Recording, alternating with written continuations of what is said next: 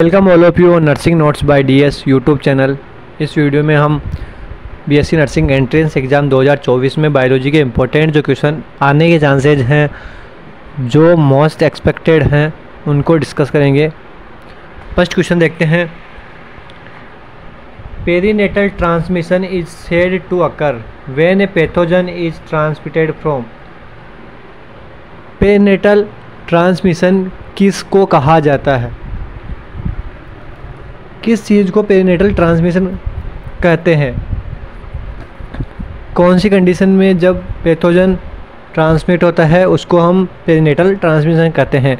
Option देखते हैं। Option A, non human to human, मतलब या तो एनिमल से ह्यूमन आए या बर्ड्स, किसी नॉन ह्यूमन से ह्यूमन में आना। Option B, infected to uninfected, infectious patient से जो नॉन इन्फेक्टेड पेशेंट है उसके अंदर जाना। C, mother to infant, mother to infant. D, all of the above. इनमें से कौन सा राइट ऑप्शन होगा देखते हैं। जो इसका जो राइट ऑप्शन होगा वो होगा सी। प्लेसेंटल जो ट्रांसमिशन होता है उसमें मदर से फीटस में जो भी पैथोजन ट्रांसमिट होते हैं उस चीज़ को हम पेरीनेटल ट्रांसमिशन कहते हैं। पेरीनेटल ट्रांसमिशन का मीन्स होता है मदर टू फीटस, वो पेरेंटल हो, वो प्लेसेंटल हो या फिर ब्रेस्ट फीडिंग के थ्रू हो, कहीं से भी हो, मदर से फीटस में जाने जो पैथोजन ट्रांसमिट होता है उस कंडीशन को हम पेरीनेटल ट्रांसमिशन कहते हैं। नेक्स्ट क्वेश्चन देखते हैं। The world health day is celebrate on. World health day celebrate कब किया जाता है? Option A, 1 March. Option B, 7 April. Option C, 6 October. Option D, 10 दिसंबर। तो इसका जो राइट आंसर होगा वो होगा ऑप्शन बी, 7 सितंबर। 7 सितंबर को वर्ल्ड हेल्थ डे ऑर्गेनाइज किया जाता है और 7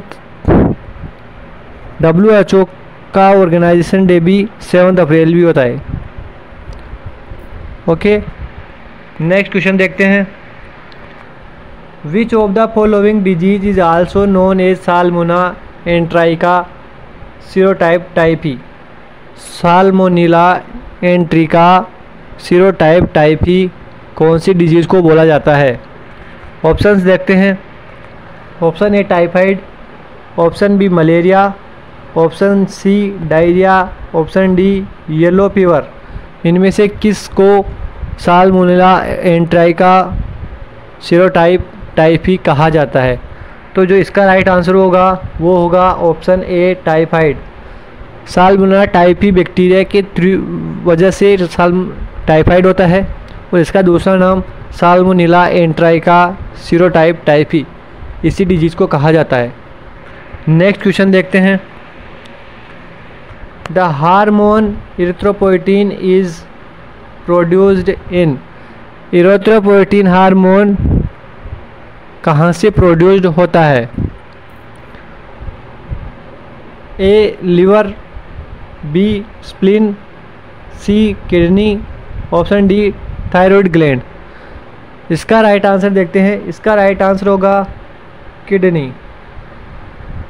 किडनी से इरिथ्रोपोइटिन हार्मोन सीक्रेट होता है, प्रोड्यूस होता है। नेक्स्ट क्वेश्चन देखते हैं। Ribosomes are site for. Ribosome किसके लिए, किसकी साइट है? यहाँ क्या किस चीज़ का सिंथेसिस होता है, किस काम में आती है ribosome? Option A, protein synthesis. Option B, photosynthesis. Option C, fat synthesis. और ऑप्शन डी, रेस्पिरेशन। इनमें से कौन सा ऑप्शन सही होगा? तो इसमें जो ऑप्शन सही होगा वो होगा प्रोटीन सिंथेसिस। Option A. जो राइबोसोम होता है उसे प्रोटीन फैक्ट्री के नाम से भी जाना जाता है। Protein factory, protein factory. और जो फर्स्ट ऑब्जर्व किया गया था राइबोसोम वो जॉर्ज पालेट द्वारा 1953 में किया गया था। तो इसका राइट ऑप्शन होगा A, protein synthesis. Next question, among the following statement which is correct, कौन सा सही स्टेटमेंट है, या फिर एक में से या दो या तीन, कौन से तीनों में से कौन कौन से करेक्ट स्टेटमेंट है ये देखना है। फर्स्ट स्टेटमेंट है plants convert energy from sunlight into food stored as carbohydrate. जो प्लांट्स होते हैं वो एनर्जी को सनलाइट से कन्वर्ट करके फूड को कार्बोहाइड्रेट के रूप में स्टोर करते हैं। Second statement plants have chlorophyll, plants chlorophyll रखते हैं। Third statement plants cells do not have cell wall, जो प्लांट सेल होती है वो सेल वॉल नहीं रखती। तो इन तीनों स्टेटमेंट में से कौन सा सही है? इसके ऑप्शंस आपके पास only one is correct, only first and second correct, only first and third are correct, option D all are correct. तो इसका राइट जो आंसर होगा वो होगा ओनली वन और टू आर करेक्ट, क्योंकि जो प्लांट्स होते हैं वो एनर्जी कन्वर्ट करते हैं सनलाइट से, फोटोसिंथेसिस की प्रक्रिया होती है। सनलाइट कार्बोहाइड्रेट और H2O की उपस्थिति में कार्बोहाइड्रेट प्लस ऑक्सीजन के रूप में एनर्जी कंजर्व करते हैं। इसके अलावा क्लोरोफिल ग्रीन पिगमेंट होता है, क्लोरोफिल प्रेजेंट होता है। और जो थर्ड स्टेटमेंट था कि सेल वॉल नहीं होती, ये रॉन्ग स्टेटमेंट है। प्लांट सेल वॉल रखती है और सेल वॉल के नीचे सेल मेम्ब्रेन पाई जाती है। नेक्स्ट क्वेश्चन देखते हैं, which juice secreted by the organs in the alimentary canal plays an important role in digestion of fat. Digestion of fat में कौन सा जूस इम्पोर्टेंट रोल निभाता है? एलिमेंट्री कैनाल में कौन सा वो जूस होता है जो फैट के डाइजेशन में इम्पोर्टेंट होता है? Option A pancreatic juice and saliva, option B HCl and mucus, option C bile juice pancreatic juice, option D saliva and HCl। तो इसका राइट आंसर क्या होगा वो देखते हैं। जो इसका राइट आंसर होगा वो होगा bile juice and pancreatic juice. जो बाइल जूस होता है वो लीवर में बनता है और पेनक्रियाटिक जूस पेनक्रियाज में बनता है। ये दोनों ही फैट के एब्जॉर्प्शन में हेल्प करते हैं। नेक्स्ट क्वेश्चन देखते हैं, which of the following help in the blood clotting. Blood clotting में इनमें से कौन सा जो विटामिन होता है, कौन सी चीज़ है जो हेल्प करती है? Option vitamin A, option B vitamin D, option C vitamin K, option D folic acid. Vitamin A eyes के लिए इम्पोर्टेंट होता है, रोशनी मतलब नाइट ब्लाइंडनेस और जेरोथेलिया जैसी कंडीशन इसकी डेफिशिएंसी में देखने को मिलती है। तो अपनी आइज़ की हेल्थ के लिए विटामिन ए सही रहता है, रेटिनॉल कैरोटीन। और ऑप्शन जो बी विटामिन डी है कैल्सीफेरॉल, वो बोन्स की हेल्थ के लिए अच्छा रहता है। फोलिक एसिड वो ब्लड के लिए इम्पोर्टेंट होता है।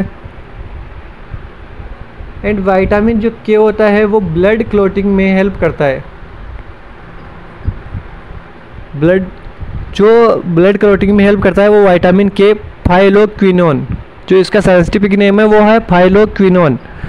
और जो ब्लड की थिनिंग, जो खून पतला हो जाता है उसको रिवर्स करने में भी काम लिया जाता है विटामिन के, गाढ़ा बनाने में काम लिया जाता है खून को।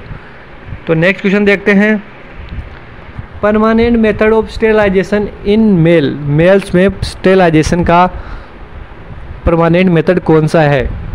Option A condom, option B vasectomy, option C tubectomy, option D more than one of the above. जो कॉन्डम है वो परमानेंट नहीं है, वो टेम्परेरी मेथड है बर्थ स्पेसिंग में, और इनमें काम लेता जाता है कॉन्डम। और सेक्सुअली ट्रांसमिटेड डिजीज़ को भी प्रिवेंट करता है कॉन्डम। इसके अलावा जो वेसेक्टोमी और ट्यूबेक्टोमी, जो वेसेक्टोमी है वो मेल्स में काम में ली जाने वाली परमानेंट स्टेरिलाइजेशन का मेथड है। इसमें वासा डिफरेंसेस होती है जो उसको कट करके टाई कर दिया जाता है दोनों साइड से। और जो ट्यूबेक्टोमी उसमें फीमेल्स में यूज़ में लिया जाता है ट्यूबेक्टोमी। और जो इसका राइट आंसर होगा वो होगा B vasectomy. Vasectomy is a permanent sterilization method in males. Last question है, in females the onset of puberty is first marked by. Puberty females में फर्स्ट किसके थ्रू देखी जाती है? Option A menarche, option B thelarche, option C pubarche और option D इडनार्की। तो इन चारों option में से कौन सा सबसे पहले देखा जाता है? तो जो इसका राइट आंसर होगा वो होगा बी थेरार्की। थेरार्की में ब्रेस्ट बडिंग, जो ब्रेस्ट के बड उसमें ग्रोथ देखने को मिलती है, तो ये सबसे पहले देखने को मिलता है प्यूबर्टी के टाइम। तो सबसे पहले जो इसका प्यूबर्टी का ऑनसेट का जो पता चलता है वो थेरार्की से पता चलता है। Thank you for watching, like and subscribe channel. Thank you.